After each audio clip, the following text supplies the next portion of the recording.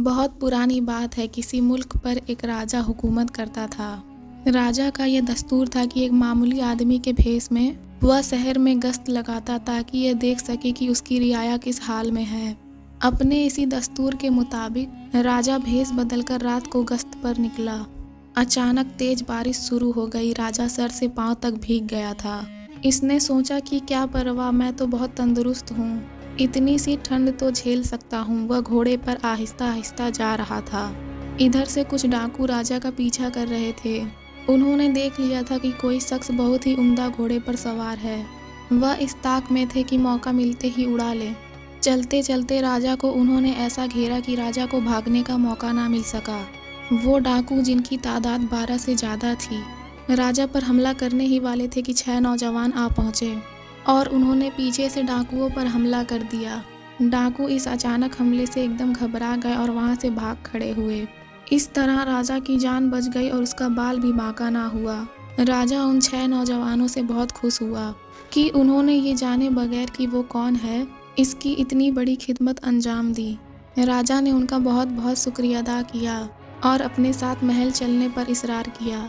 ये नौजवान मुख्तलिफ दूर दराज इलाकों से अपने अपने कामों के सिलसिले में आए थे और एक ही सराय में ठहरे थे, इसीलिए उनकी आपस में दोस्ती भी हो गई। सुबह होते होते इस वाक़या की खबर पूरे शहर में फैल गई। हर शख्स खुश था कि इनका नेक दिल और मेहरबान बादशाह डाकुओं के चुंगल से बच गया। शाही खानदान के लोग, वजीर, अमीर, दरबारी और सारी रियाया नौजवानों की बहादुरी की दाद दे रहे थे। दूसरे दिन जब राजा दरबार में आया तो वह नौजवान इसके सामने पेश किए गए। राजा अपने तख्त से उतरा और उनको गले से लगा लिया और कहा कि इन लोगों ने जो इसकी मदद की है, इसके बदले में वो उन्हें कुछ इनाम देना चाहता है। तुम में से हर एक मुझसे कोई ऐसी चीज़ मांगो जो तुम्हें सबसे ज़्यादा पसंद हो। मैं वादा करता हूँ कि अगर मेरे बस में हो तो मैं तुम्हें फ़ौरन दूंगा। उनमें से जो सबसे बड़ा नौजवान था, इससे कहा गया कि पहले तुम बताओ तुम क्या चाहते हो।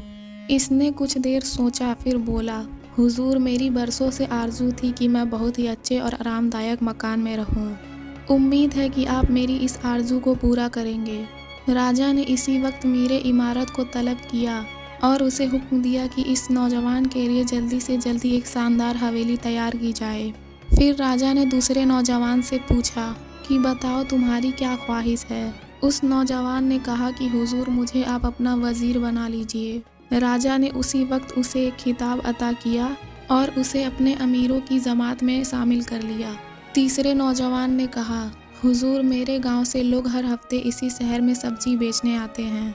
गांव से शहर तक कोई सड़क नहीं है, इसीलिए मेरी ख्वाहिश है कि गरीब गांव वालों के लिए एक सड़क बनवा दी जाए।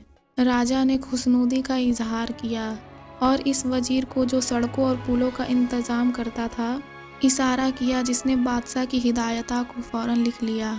चौथे से जब कहा गया कि वो अपनी ख्वाहिश बयान करे तो इसने बहुत शर्मा कर कहा, हुजूर, आप मेरे बाप की जगह हैं, इसीलिए मैं चाहता हूँ कि आप मेरी किसी खूबसूरत और अच्छी लड़की से शादी करवा दें।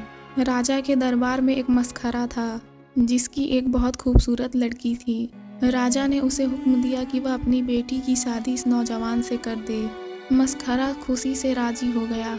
पांचवें नौजवान ने कहा, मुझे बहुत सा पैसा चाहिए।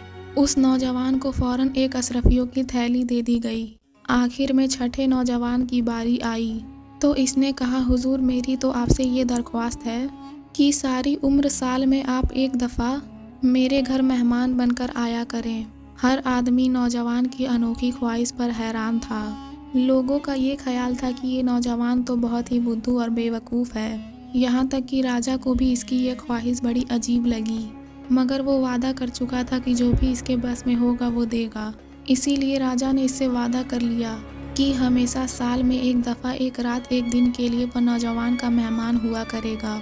अब ये रियासत के मुख्तलिफ महकमों का काम था कि वह हर साल राजा के इस नौजवान के यहाँ जाने का इंतज़ाम करें।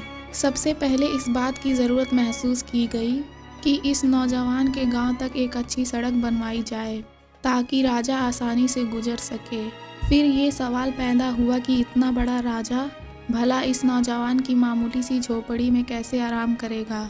इसीलिए इसके लिए एक शानदार महल तामीर हुआ।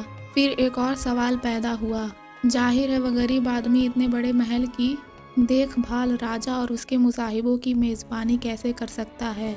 इसीलिए उसे अशरफियों की एक थैली के अलावा इसका सालाना अलाउंस भी मुकर्रर किया गया। मुद्दतों से ये दस्तूर था कि राजा किसी आम आदमी के यहाँ मेहमान नहीं जाता था, सिर्फ अमीरों और वजीर के यहाँ ही जाता था। इसीलिए राजा ने इसको एक खिताब अता किया और इसे अपनी अमीरों की जमात में शामिल कर लिया। अभी एक और मसला दरपेश था। वो औरत जिसे राजा की मेज़बानी करनी थी, यानी इस नौजवान की बीवी, वो कोई मामूली औरत तो हो नहीं सकती थी, बल्कि ऐसी लड़की चाहिए थी जो राजा के नफीस मिजाज और अच्छे ज़ौक़ से वाकिफ़ हो।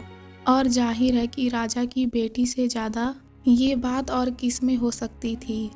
लिहाजा थोड़े दिनों बाद राजकुमारी से इस नौजवान की शादी भी कर दी गई। इस छठे नौजवान ने कहने को तो एक ख्वाहिश का इजहार किया था, मगर अपनी इस अक्लमंदाना ख्वाहिश के ज़रिए इसने वो सब कुछ पा लिया था जो इसके 5 साथियों को मिला था। अगर आपको हमारी कहानी पसंद आई तो वीडियो को लाइक करें और भी ऐसी कहानियों के लिए हमारे चैनल को सब्सक्राइब करें।